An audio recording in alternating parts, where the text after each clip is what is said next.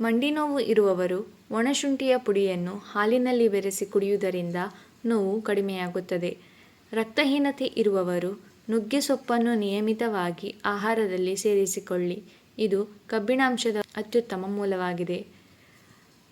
ಮಂಡಿ ನೋವು ಅಥವಾ ಸ್ನಾಯುಗಳ ಸೆಳೆತ ಇದ್ದರೆ ಹರಳೆಣ್ಣೆಯನ್ನು ಸ್ವಲ್ಪ ಬಿಸಿ ಮಾಡಿ ಆ ಭಾಗಕ್ಕೆ ಮಸಾಜ್ ಮಾಡುವುದರಿಂದ ಉತ್ತಮ ಪರಿಹಾರ ಸಿಗುತ್ತದೆ.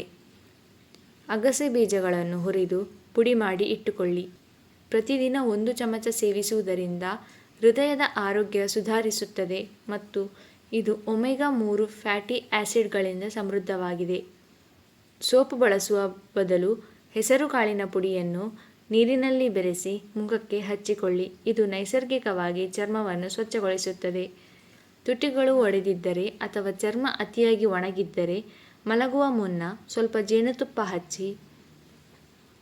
ಇದು ನೈಸರ್ಗಿಕವಾಗಿ ಮಾಯಿಶ್ಚರೈಸರ್ ಆಗಿ ಕೆಲಸ ಮಾಡುತ್ತದೆ.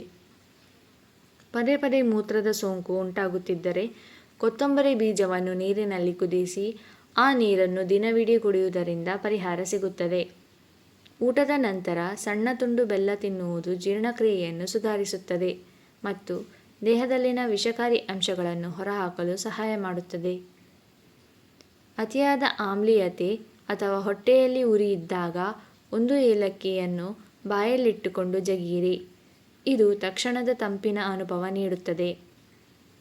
ಗಂಟಲಿನಲ್ಲಿ ವಿಪರೀತ ನೋವು ಇದ್ದಾಗ ಉಗುರು ಬೆಚ್ಚಗಿನ ಹಾಲಿಗೆ ಕಾಳುಮೆಣಸಿನ ಪುಡಿ ಮತ್ತು ಅರಿಶಿನ ಸೇರಿಸಿ ಕುಡಿಯುವುದು ಸೋಂಕು ತಡೆಗಟ್ಟಲು ಪರಿಣಾಮಕಾರಿ.